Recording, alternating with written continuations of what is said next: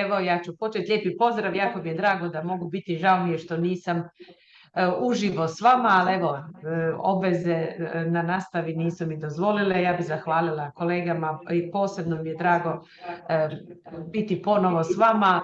Opet kažem, nažalost, ne uživo. Zahvaljujem se i kolegama koji su dali uvod, gospodinu predsjedniku akademije, gospođi rektorici i predsjednici MAME i posebice mojim kolegama Trajkovskom i profesoru Donevu koji su moji stari suradnici i prijatelji. Evo, mene ste zadužili da govorim nešto o izazovima i ja ću govoriti na engleskom jeziku.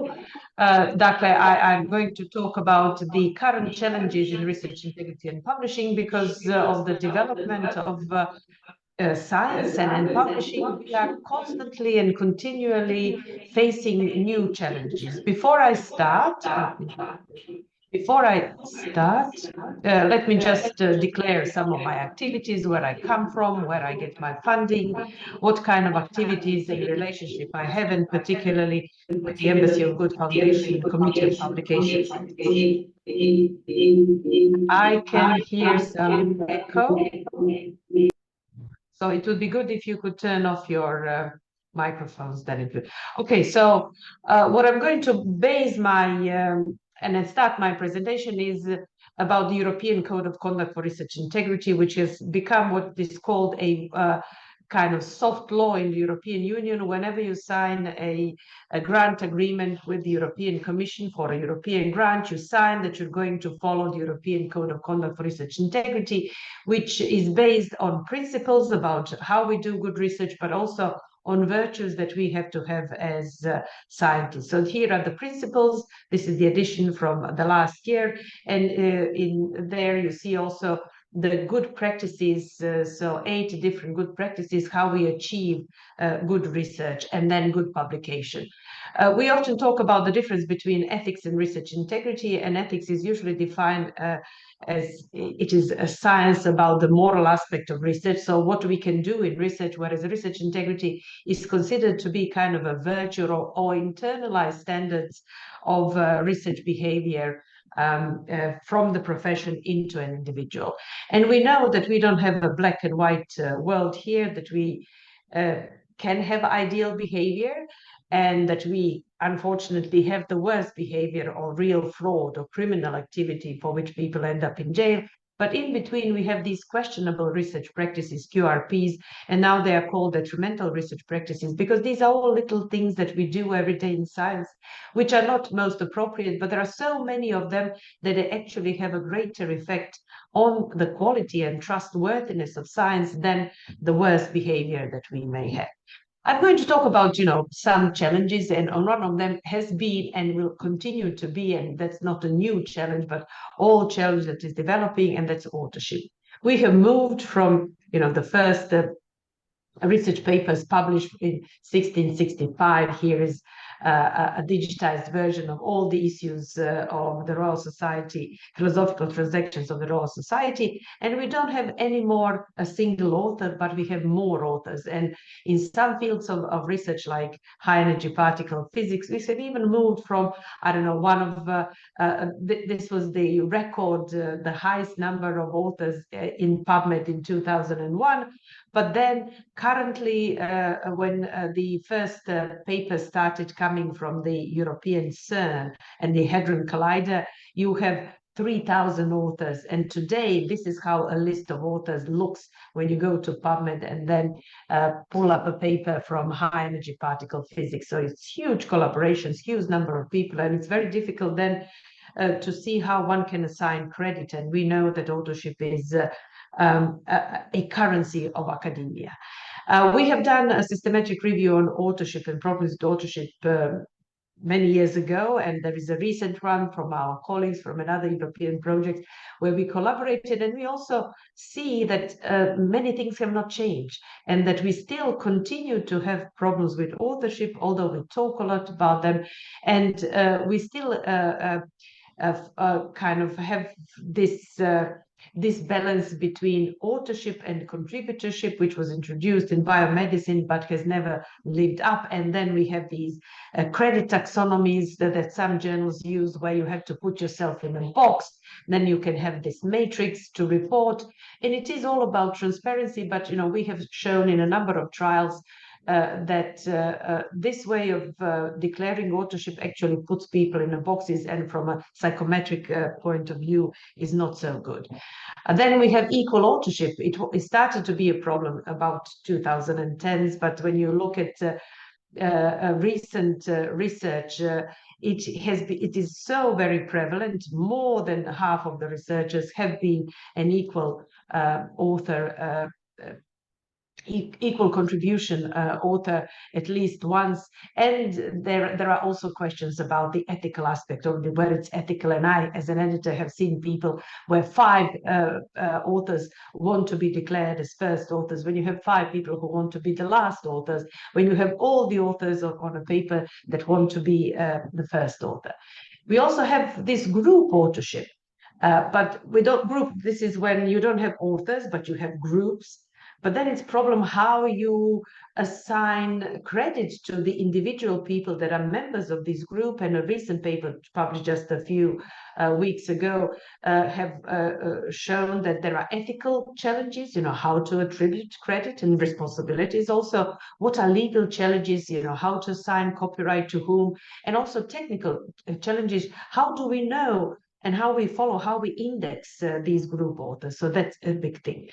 One thing that we often don't think about is anonymous authorship, and we have seen that their number is falling down, but there are still persistent, as you see here in the figure on your right, there are still articles that don't have authors, that are anonymous. We are used to, for example, in the Lancet, you have editorials that are just signed the Lancet, but current view on that problem is that we shouldn't be so parochial, and that people should have their names standing behind what they say and what they publish. So this is another challenge that we have to look into, and I'm not sure that we're going to solve it, but we have to think about it.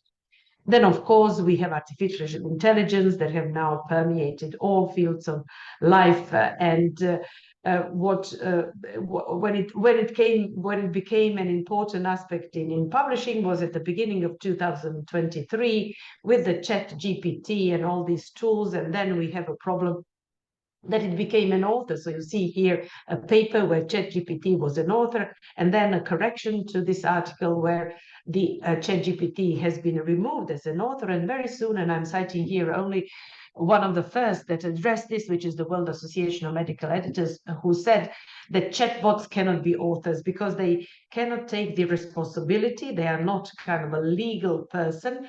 They cannot sign transfer or copyright. They cannot sign authorship. They cannot kind of give credit for themselves. And the authors are responsible for declaring the contribution and the use of AI. And now we have more elaborate policies that you have to follow when you're using chatbot. Again, the problem is that you can use AI to create completely false articles. And this is, for example, a paper from 2022, where a group of authors used 3,000 Western blots, 50 positive and 50 negative pictures of cancer and cancer-free location in the intestine, and they created a whole article. Here you see everything that is here on this figure is false. It was created by AI, and you wouldn't know that it was because it looks very real. So these deep fakes are an important problem now. And now, as an editor, you always think yourself, can I believe this? Was it really generated? Did people really do the research? Of course, what we talk about nowadays are these paper mills, which are companies that can sell you an article that you can submit, that can sell you authorship on an article that has almost been submitted. You can also buy citations, and this is just, from this February, a paper from Archive where people have shown that you can manipulate Google Scholar and you can buy. They actually bought 50 citations for their article, so you can buy citations. And how to deal with this is very difficult. It's very difficult for us who are members of small journals where they, we don't see, we may get one of these papers, but you had big publishers that have discovered these schemes, paper mill schemes, and they had to retract thousands of papers.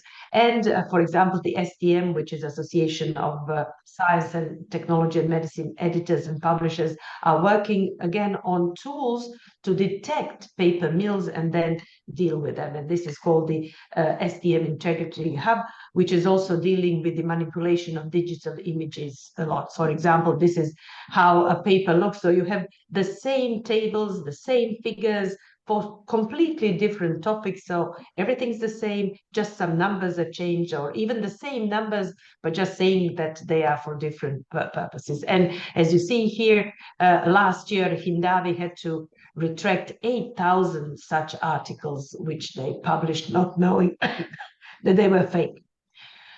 We will probably talk about predatory journals for some time, and it's something that is really plaguing, and especially is very dangerous for authors from small scientific communities that may not know that they need to publish, and they will probably go to predatory journals, and everybody who has published something at some point has received an email saying, come to us, esteemed researcher, we will publish your paper. And you know that nobody, a good journal will never ask you for a paper, but you have to ask that to publish their paper. We also, and I know that Jadranka is going to talk about this later on, and the two of us have authored a chapter in a book on preprints are here to stay. So preprints are going to stay here, but we have to also be careful about our responsibility as journal editors, especially about authors and what they have to keep in mind. So now the indexing databases are indexing both the paper that was published and also a preprint. So somebody who is using preprints and citing them have to think about it. And then you have a newest recommendations from the ICMJE, who says that you have to inform the journal that you have published a preprint. You have to deal with it. You have to make certain that whatever you're citing, you check whether the preprint that you're citing has been published. And the recommendation is not to use preprints as citations if they are very old, because you never know why they haven't been published in a proper journal. Then we also have to know about Creative Commons licenses, and I don't have time to talk about this, but we did a number of studies, including a systematic review where the digital publishing is creating serious ethical problems from patients, because neither patients nor researchers are not aware that when you publish a patient identifying photograph in a CC BY, so under very open and Creative Commons licenses, they can end up everywhere. So you have examples of people's surgical procedures, of their organs and visible and recognizable organs, they end up in Google Pictures because they were published in full open access CC BY form. So that's another thing. We are also, and this is what I'm happy to see about, is that the reviewing and peer review is changing a lot, and we're exploring and studying and moving away from single blind, double blind, to different forms of reviews that are tested now in different journals. And this is a big move from, I don't know, 30s, where you have Albert Einstein, who sent the paper to the physics reviews, and they send it out for review. And he said, I didn't send the paper to you to send it to someone else. I sent it to you to publish. And he was very upset of having comments from a reviewer. I